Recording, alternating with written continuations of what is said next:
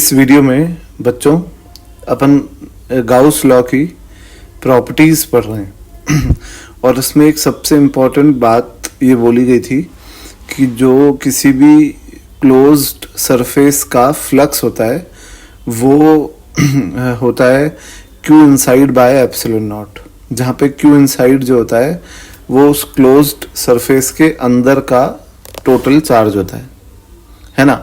ये हमको पता है अच्छे से। तो ये ऐसा क्यों बोलते हैं, क्यू इनसाइड क्यों बोलते हैं, वो मैं आपको बताता हूँ। आप ये देखो कि ये दो चार्जेस हैं।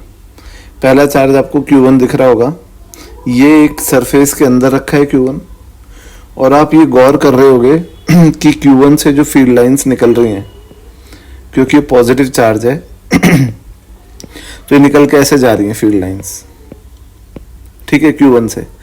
और इस सरफेस की बात करूं तो इस सरफेस से ये रेड वाली फील्ड लाइंस जो Q1 से निकल रही हैं वो इस सरफेस से सिर्फ निकल रही हैं, एंटर नहीं हो रही हैं। पर जो Q2 है, इसकी जो फील्ड लाइंस है, Q2 बाहर है, तो इसकी जो फील्ड लाइंस है वो इस सरफेस में एंटर भी हो रही हैं, आपको दिख रहा होगा, ठीक है, और निकल भी रही हैं बाहर। ये दिख रहा है आपको, ये लाइन एंटर हुई है और निकली है, ये लाइन एंटर हुई है और निकली है। तो जितनी लाइंस एंटर हो रही है उतनी ही लाइंस निकल रही है। तो total flux due to Q2 is 0, but total flux due to Q1 due to Q1 is plus Q1 upon epsilon naught। तो अब आपको समझ में आ गया होगा कि जो चार्ज बाहर होता है सरफेस से उसका फ्लक्स ज़ीरो क्यों होता है, क्योंकि जितना फ्लक्स उसका उस सरफेस में एंटर होता है उतना ही फ्लक्स उसका सरफेस से निकलता है। So that it's net flux is 0। अब आते हैं अगली प्रॉपर्टी पे कि ये electric flux through a Gaussian surface is only due to the charge inside it, but electric field at any point on the Gaussian surface is due to both inner and outer charges। हमने ये अभी पढ़ा है कि जो किसी भी close surface का फ्लक्स होता है वो सिर्फ उसके अंदर के चार्ज पे डिपेंड करता है, तो इसमें तो कोई शक है नहीं। पर इलेक्ट्रिक फील्ड की बात करें अगर, तो आप सबसे पहले इस बात को समझने के लिए ये बताओ कि दो चार्ज हैं, एक Q और Q इक्वल है और इनके बीच की दूरी है R, और इनका सेंटर पॉइंट जो है इस पे इलेक्ट्रिक फील्ड जो होगी वो 0 होगी।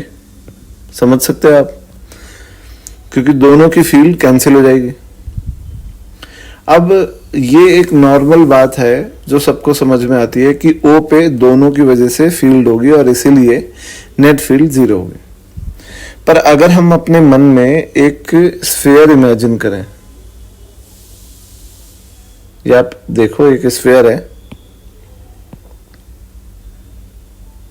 ठीक है, और ये गाउसियन सरफेस बोल दें कि भैया ये हमारा गाउसियन सरफेस है। अब ये जो पॉइंट है ना, यहाँ पे अगर हम ये बोलें कि इलेक्ट्रिक फील्ड तो सिर्फ अंदर वाले चार्ज की वजह से है, बाहर वाले की वजह से नहीं है, तो ये तो गलत है। ऑब्वियसली यहाँ पे इलेक्ट्रिक फील्ड 0 थी तो 0 ही रहेगी ना नेट। समझ गए? अब बात यह है कि इस पॉइंट पे अंदर वाले चार्ज की वजह से फील्ड आप गाउस लॉ से निकाल सकते हो, पर इस पॉइंट की नेट फील्ड आप गाउस लॉ से नहीं निकाल सकते। समझ गए? पर ये जो सरफेस है इसका फ्लक्स वो तो सिर्फ अंदर, इस सरफेस के अंदर जो चार्जेस हैं उस पर ही डिपेंड करेगा। और इसी से लिंक्ड अगली प्रॉपर्टी है कि we can not use Gauss law to calculate electric field, net electric field at any point on the Gaussian surface, but Gauss law is definitely usable for any arbitrary surface for calculation of electric flux.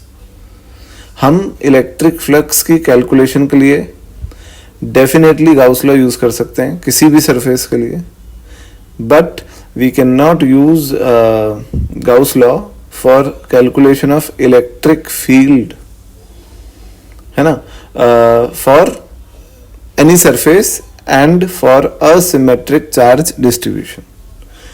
Asymmetric charge distribution के लिए हम flux तो निकाल सकते हैं Gauss law लगा के, पर इलेक्ट्रिक फील्ड नहीं निकाल सकते. और असिमेट्रिक चार्ज डिस्ट्रीब्यूशन वो होता है जो चार्ज डिस्ट्रीब्यूशन में सारे चार्ज गाउसियन सरफेस के हर पॉइंट से सेम डिस्टेंस पे ना हो. यहाँ पे आप एक एग्जांपल इसका देख सकते हो कि ये दो चार्ज है Q और माइनस Q और ये गाउसियन सरफेस है ब्लैक स्फीयर. तो ये सरफेस का हर पॉइंट Q से सेम डिस्टेंस पे नहीं है और ऑब्वियसली सरफेस का हर पॉइंट माइनस Q से सेम डिस्टेंस पे नहीं है. तो ये जो सरफेस है इस पे हम ये तो बोल सकते हैं कि ये तो डेफिनेटली श्योरली बोल सकते हैं कि नेट फ्लक्स इज जीरो, है ना. इस सरफेस से एसोसिएटेड नेट फ्लक्स जीरो है, ये तो हम श्योरली बोल सकते हैं, पक्का, है ना. पर हम अगर ये बोलें कि इस पॉइंट पे इलेक्ट्रिक फील्ड निकालें तो हम लिख देंगे integration E dot ds will be equal to Q inside. अब इस सरफेस के अंदर चार्ज कितना है, जीरो, तो इससे E जीरो आ रहा है. तो बेटा ये गलत है, ये आप गाउस लॉ लगा रहे हो और इलेक्ट्रिक फील्ड निकाल रहे हो, और ये आप नहीं कर सकते यहाँ, क्योंकि यहाँ पे जो ये चार्ज डिस्ट्रीब्यूशन है ये गाउसियन सरफेस से इक्वी डिस्टेंस नहीं है. Q से गाउसियन सरफेस का हर पॉइंट सेम डिस्टेंस पे नहीं है, इसलिए असिमेट्रिक चार्ज डिस्ट्रीब्यूशन है. पर फ्लक्स जीरो होगा ये आप डेफिनेटली बोल सकते हो. ठीक है बच्चों, तो अब ये प्रॉपर्टीज कुछ इंपॉर्टेंट थी गाउस लॉ से एसोसिएटेड, और अगले वीडियो में हम गाउस लॉ के एप्लीकेशंस पढ़ते हैं. Thank you.